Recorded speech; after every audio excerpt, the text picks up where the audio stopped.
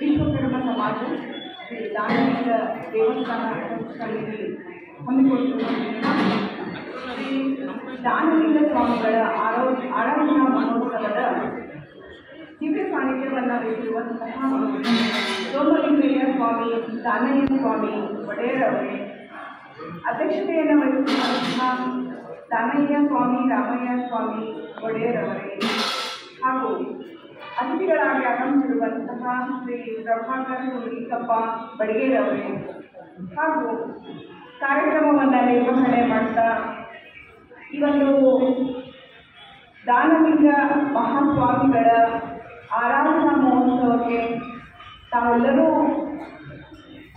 ತನು ಮನ ಧನದ ಸೇವೆಯನ್ನು ಮಾಡ್ತಾ ಇಲ್ಲಿ ಮುಂದೆ ಕುಳಿತಿರುವಂತಹ ಎಲ್ಲ ಚಿಕ್ಕೋಡಿಯ ವಿಶ್ವಕರ್ಮ ಕುಲಬಾಂಧವ ಕಾಳಿಕಾದೇವಿಯ ಎಲ್ಲ ಭಕ್ತರೇ, ನಿಮ್ಮೆಲ್ಲರಿಗೂ ಶರಣರ ನಾಡಿನ ಮಗಳು ವೀರರ ನಾಡಿನ ಸೊಸೆ ಕನ್ನಡತಿ ಡಾಕ್ಟರ್ ನಿರ್ಮಲಾ ಭಟ್ಟರು ಮಾಡುವ ಶರಣ.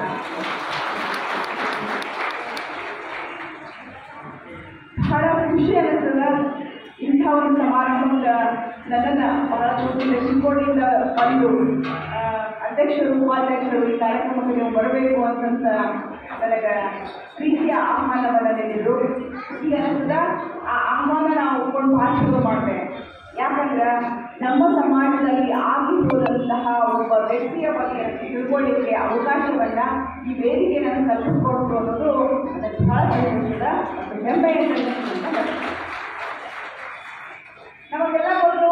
ಕೃಷ್ಣ ಹೇಳ್ತಾನ ಭಗವದ್ಗೀತೆಯೊಳಗೆ ಯದಾ ಯದಾ ಹಿ ಧರ್ಮಸ್ಯ ಗ್ಲಾನಿರ್ಭವತಿ ಭಾರತ ಸಂಭವಾಮಿ ಯುಗೆ ಯುಗೆ ಅಂತ.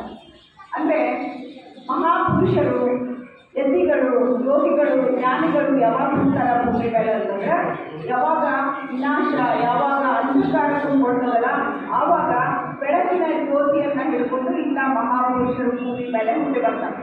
ಗ್ಲಾನಿರ್ಭವತಿ ಭಾರತ ಕೃಷ್ಣನೇ ನಮ್ಗೆ ಹುಟ್ಟಿ ಬರೋಂಗಿಲ್ಲ, ಆದರೆ ಆ ರೀತಿಯ ರೂಪಗಳನ್ನು, ವೇಷಗಳನ್ನು ಧರಿಸಿಕೊಂಡು ಎಲ್ಲ ಸಮಾಜಗಳಿಗೂ ಕೂಡ ಎಲ್ಲ ಕಾಲಕ್ಕೂ ಮಾರ್ಗದರ್ಶಕರಾಗುವಂತಹ ಗುರುಗಳು ಹುಟ್ಟಿ ಬರ್ತಾರ ಅನ್ನೋದಕ್ಕೆ ನಮ್ಮ ಇತಿಹಾಸದ ಪುಸ್ತಕಗಳು ಹೇಳ್ತವೆ. ಹಾಗೆಯೇ ನಮ್ಮ ಸಮಾಜದಲ್ಲಿರುವಂತಹ ಒಂದಷ್ಟು ಕುಲ ಮೌಢ್ಯತೆಗಳನ್ನು ತೆಗೆದುಹಾಕಲಿಕ್ಕೆ 16ನೇ ಶತಮಾನ, 15ನೇ ಶತಮಾನ, 12ನೇ ಶತಮಾನದಿಂದ ಶರಣರು ಬಂದೇ ಬರ್ತಾರೆ, ವ್ಯಕ್ತಿಗಳು ಬರ್ತಾರೆ. ಆದರೆ ನಾವು ಇನ್ನೂ ಕೂಡ ಬದಲಾಗಿಲ್ಲ ಅಂತ ಅನ್ನುವಂತಹ ಸಂದರ್ಭದೊಳಗೆ ಮತ್ತೆ ವರ್ಷದೊಳಗೆ ನಮ್ಮ ಸಮಾಜದೊಳಗೆ 12ನೇ ಶತಮಾನದೊಳಗೆ ಬ್ರಹ್ಮಯ್ಯ ಅನ್ನುವಂತಹ ಒಬ್ಬ ವಿಶ್ವಕರ್ಮ 12ನೇ ಶತಮಾನದೊಳಗೆ ಆಗಿ ಹೋಗ್ತಾನೆ. ಅವನು ಕೂಡ ಏನು ಅಂತಂದ್ರೆ ಹಾಲಿನ ಕಲ್ಲಯ್ಯ ಮತ್ತು ಕಿನ್ನರಿ ಬ್ರಹ್ಮಯ್ಯ ಇವರು ನಾವು ಉದಾತ್ತವಾದ ವಿಚಾರಗಳನ್ನು ಹೇಗೆ ನಮ್ಮೊಳಗೆ ಅಳವಡಿಸಿಕೊಂಡು ನಮ್ಮ ಕುಲ ಮದಗಳನ್ನು ಬಿಡಬೇಕು. ನಮಗೆ ಕುಲ ಮದ ಜಾಸ್ತಿ, ನಾವು ವಿಶ್ವಕರ್ಮ ಕೂಡ ನಮಗೆ ಕುಲ ಮದ ಜಾಸ್ತಿ, ನಾವು ವಿಶ್ವಕರ್ಮರು, ನಮಗೆಲ್ಲ ಗೊತ್ತು ಅನ್ನುವಂಥ ಒಂದು ಕುಲ ಮದ ಅದಲ್ಲ. ಕುಲ ಮದ ಈ ಜೊತೆಗೆ ಒಂದಷ್ಟು ಕುಲಕ್ಕೆ ಸಂಬಂಧಪಟ್ಟಂತಹ ಅಂಥ ಅನುಕರಣೆ, ಅಂಥ ಆಚಾರಗಳನ್ನು ಕೂಡ ನಾವು ಮಾಡ್ತಾ ಹೋಗ್ತೇವೆ. ಹಾಗಾಗಿ ಸಮಾಜದ ಮುಖ್ಯವಾಹಿನಿಗೆ ನಾವು ಬರಲಿಕ್ಕೆ ಈ ನಮ್ಮ ಕುಲ ಮದ ಕಾರಣ ನಮ್ಮಲ್ಲಿರುವಂತಹ ಕುಲ ಕಟ್ಟಳೆಗಳೇನಿದಾವಲ್ಲ, ಸಂಪ್ರದಾಯಗಳಿದಾವಲ್ಲ, ಅಲ್ಲಿ ಮುಟ್ಟಬಾರ್ದು, ಇಲ್ಲಿ ಮುಟ್ಟಬಾರ್ದು, ಇದು ಅದು ಹಿಂದೆ ವೈಜ್ಞಾನಿಕ ಹಿನ್ನೆಲೆಯಿಂದ ಆಚರಣೆಗಳನ್ನು ಮಾಡಲಿಕ್ಕೆ ವಿನಃ ಅದನ್ನ ಜಾತಿ ಶ್ರೇಷ್ಠತೆ ಅಂತೇಳಿ ನಾವು ಆಚರಣೆ ಮಾಡಲಿಕ್ಕೆ ಅಂತಂದ್ರೆ ತಪ್ಪು ಅನ್ನುವಂಥದ್ದನ್ನು ತೋರಿಸಲಿಕ್ಕೆ ಹಾಸನಾಳ ಕಲ್ಲಯ್ಯ ಕಿನ್ನರಿ ಬ್ರಹ್ಮಯ್ಯ 12ನೇ ಶತಮಾನದಲ್ಲಿ ಹುಟ್ಟಿ ಬಂದು ನಮ್ಮ ಸಮಾಜಕ್ಕೆ ಒಂದು ಒಳ್ಳೆಯ ಸಂದೇಶವನ್ನು ಕೊಟ್ಟರು. ನಂತರದಲ್ಲಿ 15-16ನೇ ಶತಮಾನದಾಗ ಮೌನೇಶ್ವರರು ಹುಟ್ಟಿ ಬಂದರು. ಅವರು ಆ ಕಾಲದೊಳಗೆ ಏನಿತ್ತು ಅಂತಂದ್ರೆ ಮುಸ್ಲಿಮರಿಂದ ನಮ್ಮನ್ನು ನಾವು ಬಚಾವ್ ಮಾಡ್ಕೋಬೇಕಾಗಿತ್ತು, ನಮ್ಮ ಧರ್ಮವನ್ನು ಉಳಿಸ್ಕೋಬೇಕಾಗಿತ್ತು, ನಾವು ರಕ್ಷಿತ ಆಗಬೇಕಾಗಿತ್ತು ಅನ್ನೋ ಕಾಲಕ್ಕೆ ಅವರೂ ಕೂಡ ಏನು ಮಾಡಿದ್ರು ಅಂತಂದ್ರೆ ಈ ಕುಲ ಮತಗಳನ್ನು ಬೆಳೆಸಿ, ಕುಲದ ಕಂದಾಚಾರಗಳನ್ನು ಬೆಳೆಸಿ, ಸಾಮಾಜಿಕವಾಗಿ ಬೆಳೆಸಿ ಅನ್ನುವಂಥ ಸಂದೇಶವನ್ನು ಮೌನೇಶ್ವರರು ಕೂಡ ಹೇಳಿದರು. ಅದೇ ನಮ್ಮ ಸಮಾಜದೊಳಗೆ ಅಂಥ ಎತ್ತಿಗಳು ಮೌನೇಶ್ವರರು ಗುರುಗಳು ನಮಗೆಲ್ಲ ನಂತರದಲ್ಲಿ ಹುಟ್ಟಿ ಬಂದವರು ನಾಗಲಿಂಗ ಎತ್ತಿಗಳು. ಅವರು ಕೂಡ ನಮ್ಮ ಸಮಾಜಕ್ಕೆ ಏನು ಸಂದೇಶ ಕೊಟ್ಟರು? ಪಟ್ಟಣ ಮನೆಯಲ್ಲಿ ಹುಟ್ಟಿವಿ, ನೀವು ಅದನ್ನ ಬಿಟ್ಟು ಹೊರಗೆ ಬರ್ರಿ, ಸಾಮಾಜಿಕವಾಗಿ ಬದುಕ್ರಿ ಅನ್ನೋದನ್ನೇ ಹೇಳ್ಕೊಟ್ರು. ನೋಡ್ರಿ, ಎಲ್ಲರೂ ಹೇಳಕತ್ತಿನ ಎಲ್ಲರೂ ಕೂಡ ಸಾಮಾಜಿಕವಾಗಿ ಬದುಕನ್ನು ಸ್ವೀಕರಿಸಲಿ, ಕುಲ ಮತವನ್ನು ಇಟ್ಕೋಬೇಡ್ರಿ, ಸೊಕ್ಕಲೆ ಕಡಿಬೇಡ್ರಿ ಅಂತ ಹೇಳಿದರು. ಅದು ಏನೋ ಗೊತ್ತಿಲ್ಲ, ನನ್ನ ಹೆರಿಡಿಟಿ ಒಳಗೆ ಅದೊಂಚೂರು ಹಂಗ ಬಂದ ಬಿಟ್ಟು. ಹಾಗಾಗಿ ನಾಗರಿಕತೆಗಳು ಕೂಡ ನಮ್ಗೆ ಏನು ಹೇಳಿದ್ರು ಮೇಲು ಕೀಳು ಎಲ್ಲ ತಂದು ಹಾಕುವುದು ಕಾರಣಕ್ಕೆ ಸಮಗಾರ ಭೀಮವ್ವಳನ್ನ ತನ್ನ ತಾಯಿಯಿಂದ ಸ್ವೀಕಾರ ಮಾಡಿದ್ರು. ನಂತರದಲ್ಲಿ ಮೌನೇಶ್ವರರನ್ನು ಏನು ಹೇಳಿದ್ರು ಅಂತಂದ್ರೆ, ನಾನು ಅಲ್ಲಮನ ಸ್ವರೂಪ ಅಂತ ಹೇಳಿದ್ರು ಮೌನೇಶ್ವರರು. ನಾ ಅಲ್ಲಮ 12ನೇ ಶತಮಾನದ ಅಲ್ಲಮ ಪ್ರಭುವಿನ ಸ್ವರೂಪ ಅನ್ನುವಂಥದ್ದನ್ನ ಮೌನೇಶ್ವರರು ಹೇಳಿದ್ರು. ಅದ ನಂತರದ ದಿನಮಾನಗಳಲ್ಲಿ ಚಿಕ್ಕೋಡಿ ಹೈದರಾಬಾದ್ ಕರ್ನಾಟಕದ ಮೌನೇಶ್ವರರು ಬಂದಂಗೆನೆ ಅದೇ ಹೆಚ್ಚು ಕಡಿಮೆ ಸಮಕಾಲೀನೊಳಗೆ ಯಾರು ಬರ್ತಾರ ಅಂತಂದ್ರೆ, ಈ ಒಂದು ಮುಂಬೈ ಕರ್ನಾಟಕ ಭಾಗಕ್ಕೆ ದಾನಲಿಂಗೇಶ್ವರರು ಈ ಉಮ್ಮರವಾಡದಲ್ಲಿ ಅವತಾರ ಪುರುಷರಾಗಿ ಜನಿಸಿದ್ರು ಅಂತ. ಯಾವುದೇ ವ್ಯಕ್ತಿ ಈ ಥರದ ಮಹಾಪುರುಷರು ಹುಟ್ಟಬೇಕಾದ್ರೆ ಆ ತಂದೆ ತಾಯಿಗಳು ಬಹಳ ದೈವಿ ಭಕ್ತರಾಗಿರಬೇಕು, ತಪಸ್ಸನ್ನ ಮಾಡೋರಾಗಿರಬೇಕು, ಶ್ರದ್ಧೆ ಮತ್ತು ನಿಷ್ಠೆಯನ್ನು ಇಟ್ಕೊಂಡಂತಹ ದಂಪತಿಗಳ ಮಧ್ಯದಲ್ಲೇ ಏನು ಅಂತಂದ್ರೆ ಒಳ್ಳೆಯ ಶಿಶುಗಳು ಹುಟ್ಟಾವು ಅಂತ. ಇವು ನೋಡ್ರಿ, ಗರ್ಭಿಣಿ ಸ್ತ್ರೀಯಲ್ಲಿ ನಾವು ಒಳ್ಳೆಯದನ್ನ ಓದು, ಒಳ್ಳೆಯದನ್ನ ಆಲೋಚನೆ ಮಾಡೋದು, ಒಳ್ಳೆಯ ರೀತಿಯಾಗಿ ಇರು ಅಂತ ನಾವು ಯಾಕೆ ಹೇಳ್ತೇವೆ ಅಂತಂದ್ರೆ, ನಮ್ಮ ಹೊಟ್ಟೆಯಲ್ಲಿ ಹುಟ್ಟುವ ಸಂತಾನ ಸಮಾಜಕ್ಕೆ ಒಳ್ಳೆಯ ಸಂದೇಶ ಕೊಡಬೇಕು ಅಂತಂದ್ರೆ ನಮ್ಮ ವಿಚಾರಗಳು, ನಮ್ಮ ನಿಷ್ಠೆಗಳೇನಾಗಿರಬೇಕು ಅಂದ್ರೆ ಭಕ್ತಿಪೂರ್ವಕ ಆಗಿರಬೇಕು. ಅಂದಾಗ ಮಾತ್ರ ಒಳ್ಳೆಯ ಪುರುಷರು ಹುಡ್ತಾರ ಅನ್ನುವಂತಹ ಕಾರಣಕ್ಕೆ ಈ ಉಮ್ಮರವಾಡದ ನಾಗೇಶ ಅನ್ನುವಂತಹ ದಂಪತಿಗಳ ಹುಟ್ಟದಲ್ಲಿ ದಾನಲಿಂಗೇಶ್ವರರು ಹುಟ್ಟಿದರು. ಇವತ್ತಿಗೂ ಕೂಡ ದಾನಲಿಂಗೇಶ್ವರರ ಕಾಲವನ್ನ ಕಂಡುಹಿಡಿಯಲಿಕ್ಕೆ ಆಗಿಲ್ಲ, ಅಂದ್ರೆ ಹೆಚ್ಚು ಕಡಿಮೆ ಕಾಲಗಳನ್ನು ಕಂಡುಹಿಡಿಯಲಿಕ್ಕೆ ಆಗಿಲ್ಲ. ಯಾಕಂತಂದ್ರೆ ನಮಗೆ ಇತಿಹಾಸದ ಪ್ರಶ್ನೆ ಕೊರತೆ ಇದೆ. ನಮಗೆ ನಮ್ಮಲ್ಲಿ ಇರುವವರು ಇಂಥವ್ರು ಆಗಿ ಓದುವಂಥ ದಾಖಲೀಕರಣ ಮಾಡೋದನ್ನ ನಾವು ಬೇಗ ಮಾಡ್ಕೊಳ್ತೇವೆ, ದಾಖಲೀಕರಣ ಮಾಡೋದಿಲ್ಲ. ಅದನ್ನ ಹೇಗೆ ಮಾಡ್ತೀವಿ ಅಂದ್ರೆ, ಒಂದು ಆಗಿ ಓದುವಂದ್ರೆ ಅದನ್ನ ವೈಭವೀಕರಿಸ್ತಾರೆ.